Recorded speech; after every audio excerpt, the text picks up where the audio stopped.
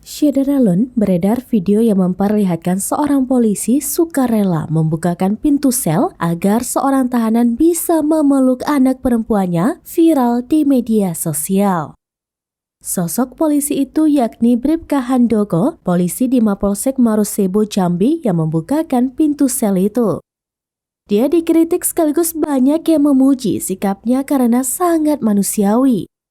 Kritik tersebut datang dari warganet yang mengomentari video yang beredar di Instagram @undercover.id. Dalam video itu, seorang tahanan di kantor polisi yang diketahui bernama Aceng sedang bercanda dengan putrinya. Aceng mencoba memeluk putrinya namun terhalang oleh jeruji besi. Seorang petugas kemudian membukakan pintu sel tahanan tersebut. Tidak lama, Aceng segera memeluk dan menggendong putrinya. Video tersebut menyita perhatian warganet. Banyak dari mereka terharu dengan tindakan petugas tersebut. Kapolsek Muaro Jambi AKBP Muharman Arta membenarkan kejadian dalam video viral itu.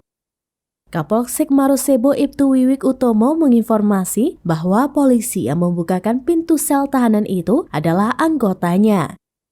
Bribka Handoko mengaku memberanikan diri membuka pintu sel tahanan karena pintu pengaman masih terkunci.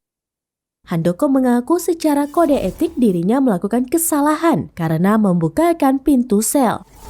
Namun rasa ibanya terlalu besar sehingga membuat dirinya membuka pintu sel tahanan tersebut.